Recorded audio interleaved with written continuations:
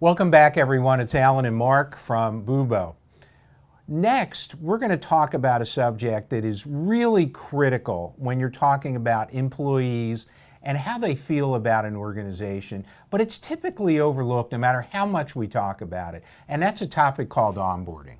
Mark, I know that's a subject near and dear to your heart, and let's have you kind of talk a little bit about where you feel like there are gaps in onboarding today. Well, before we go there, one thing I want to make very clear is that in a learning and development organization that is really trying to find a new voice, trying to find traction in a way that maybe you haven't enjoyed in the past, there is no better place to start or to target than the onboarding program of your company, because that is where the initial impression is made from everyone that's taking part in what your organization is doing. And there's talk about low-hanging fruit. If you mess that up, and a lot of organizations do, absolutely, that's something that's very hard to recover from. I'll tell you what, you're saying a mouthful here, because I started with a new organization 3 months ago. Yeah, welcome aboard, Alan. And I got to tell you, the onboarding process really sucked, and it was very, very disillusioning. So I'm having all kinds of second thoughts now about where I might go. But the reality is that all the studies show that new employees start to vote the second they say yes.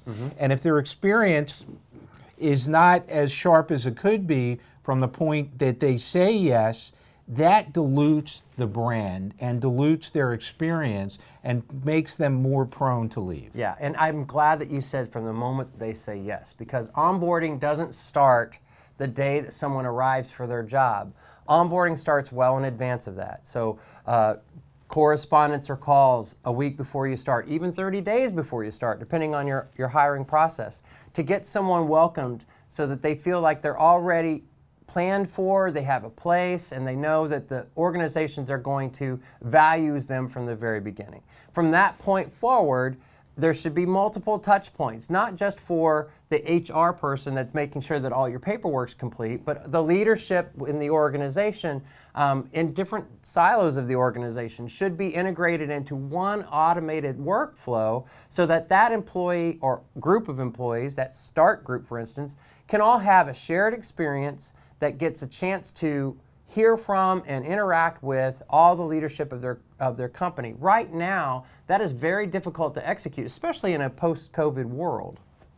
And Mark, you know, I think that this subject is so critical that we're going to talk in our next segment about why do we think there's such a gap today, like training and development, and what we can do from a managerial perspective, but also from an automated perspective to fix this mess that onboarding is. Sounds like Alan has something very cool in mind. So come back for that video, and in the meantime, please leave us comments and make sure that you're engaging with us in this community of practice so that we can all learn together.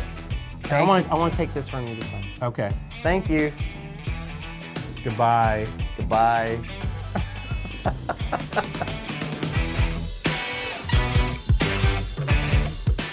Hi everybody, we have something for you. A white paper. We all know how challenging it's been to measure the outcomes of our learning and development programs. This paper starts us down the path of some thoughts and ideas on how we can really start that process. And to have a good conversation around it with your C-suite.